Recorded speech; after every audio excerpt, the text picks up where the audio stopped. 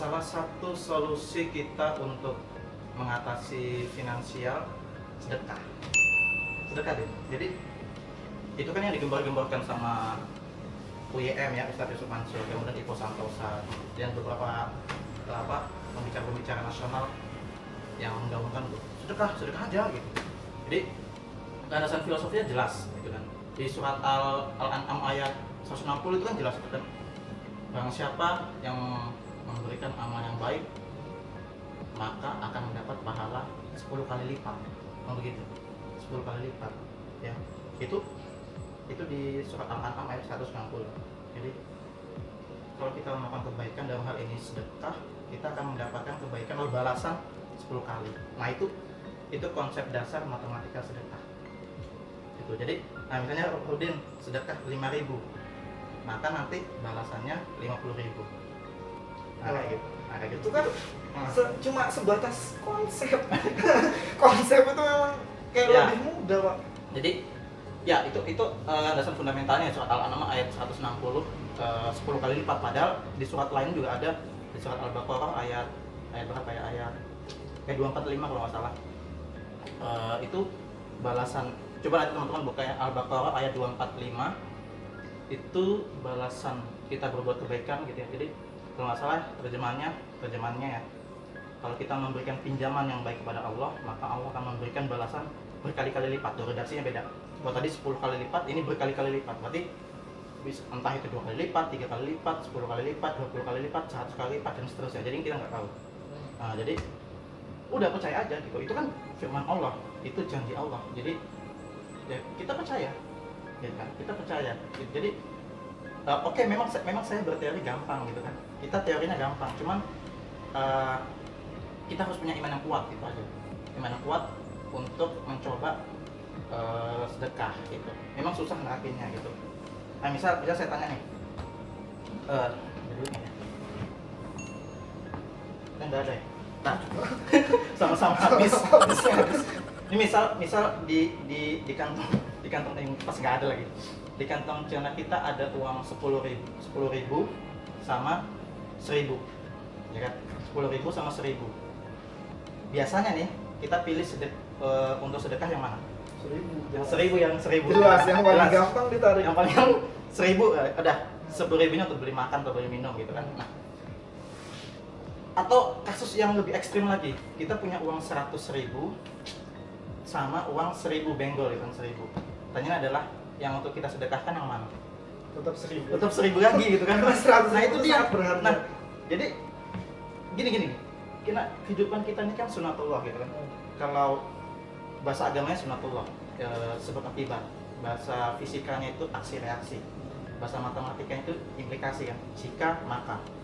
Jika kita memberikan yang sedikit, maka Allah akan memberi balasan yang sedikit. Karena Allah ini kan zat yang maha pemberi. Gitu. Jadi kalau kita ngasihnya 1.000, simpelnya tadi itu surat Al-An'am tadi, ya maka Allah akan balas 10 kali lipat. Berarti 10.000 aja. Pertanyaan adalah 10.000 itu bisa nggak untuk menutupi kekurangan finansial kita? Enggak kan? Enggak. Kurang jauh banget. Makanya andai kan kita gini. Andai kan kita misal gaji kita 1 juta misal. 1 juta. Maka kita anggarkan tuh sekian persen untuk sedekah. Ya enggak semua juga, enggak 1 juta langsung kita sedekah, enggak. Tapi kita juga kan ada kebutuhan duniawi. Sebagian tapi jatuh porsinya. Nah, biasanya kan 2,5% gitu kan. 2,5%. Untuk zakat itu seperti zakat 2,5% dari harta kita. Cuma pertanyaannya adalah 2,5% itu cukup nggak sih untuk supaya finansial kita bertambah gitu.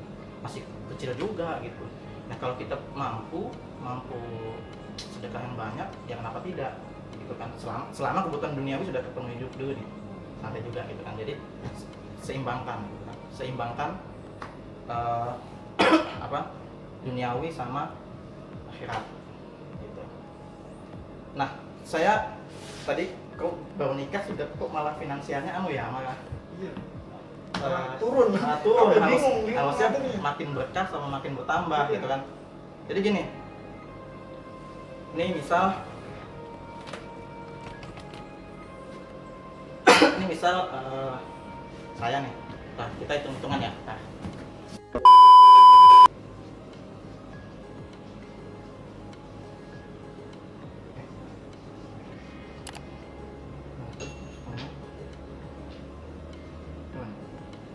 Satu juta 150, 200.000 sedekah 50.000, ya kan? Karena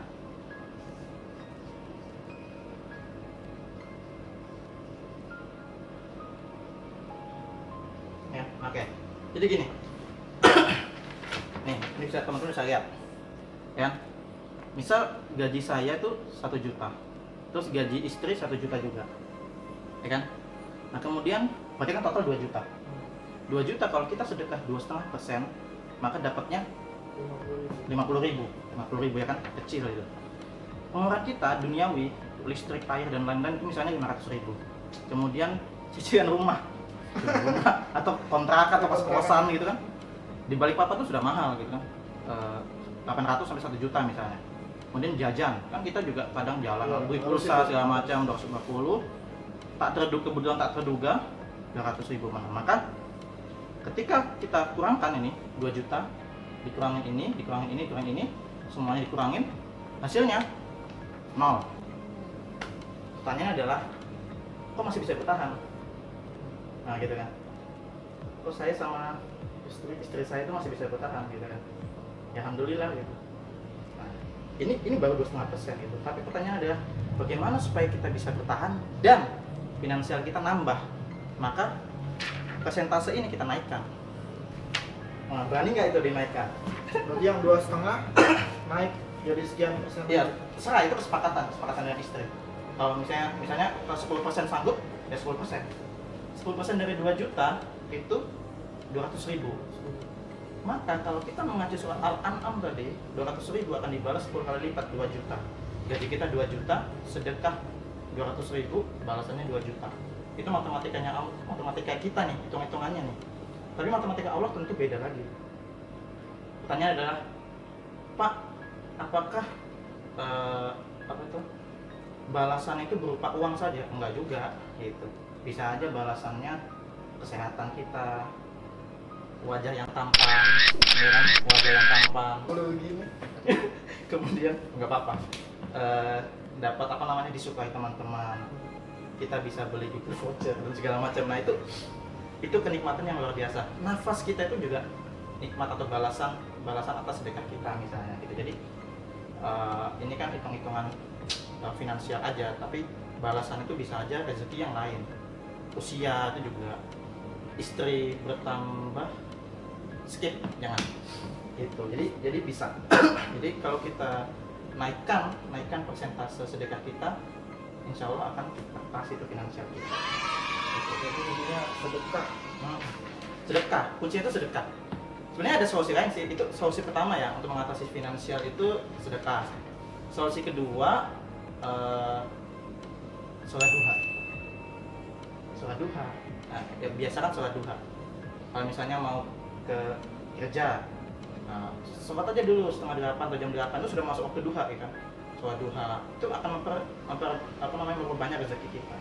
Sholat duha dirutinkan dua tiap hari, rutin, dibandingkan satu hari 8 rakaat 2. Tapi besoknya enggak, sama aja, mending tiap hari tapi dikit, konsisten, istiqomah gitu. Nah kemudian yang ketiga ada lagi, berbuat baik terhadap siapapun, berbuat baik terhadap manusia, tumbuh-tumbuhan. Misalnya kita tidak merusak tanaman, kemudian berbuat baik terhadap hewan.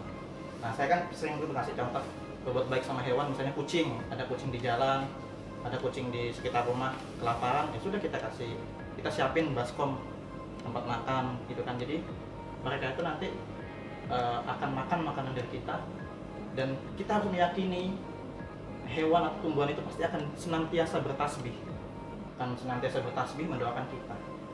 Nah itu salah satu tiga solusi untuk mengatasi finansial itu. Jadi gak usah pusing-pusing lah, baru nikah sudah pusing-pusing. jadi gak usah takut, kita kembali ke sedekah tadi ya. Jadi gak usah takut rezekinya kurang. rezekinya berkurang, malah bertambah gitu. Malah banyak contoh kok. Zaman Nabi itu dulunya ada sahabat ya, sahabat Nabi, malah dia menjadi 10 orang yang dijamin masuk surga. Abdurrahman bin Auf. Nah, beliau itu miliarder, triliun, duitnya banyak, rajin sedekah. Abdurrahman bin Auf. Kemudian jauh sebelumnya lagi ada Nabi Ibrahim. Nabi Ibrahim itu ketika berkurban, beliau bisa ratusan sampai ribuan kambing atau domba. Kaya, Nabi Ibrahim itu kaya. Terus juga Nabi Sulaiman. Nah, Nabi Sulaiman itu punya istana yang besar ya. Nabi Sulaiman itu berdoa sama Allah, ya Allah, jadikan aku orang yang terkaya di dunia gitu. Dikabulkan sama Allah. Makanya dia punya istana gitu kan, kalau ceritanya kan begitu. Nabi siapa lagi? Nabi Yusuf itu dari itu kan, terus jadi di kerajaan, kaya juga. Nabi Muhammad juga kaya, pedagang tapi kaya. Kemudian yang masa kini tuh si pendirinya Facebook, Mark Zuckerberg, kaya raya kan, pakaiannya itu kan sederhana, tapi dia tuh duit hasil Facebook itu didonasikan. Terus Steve Jobs ya kan, pendiri Apple, pendiri Microsoft, Bill Gates, terus investor saham Warren Buffett itu juga, bahkan di berita itu dia 99% kekayaannya untuk amal. Coba, saking bingungnya habisin duitnya untuk amal 99% gitu.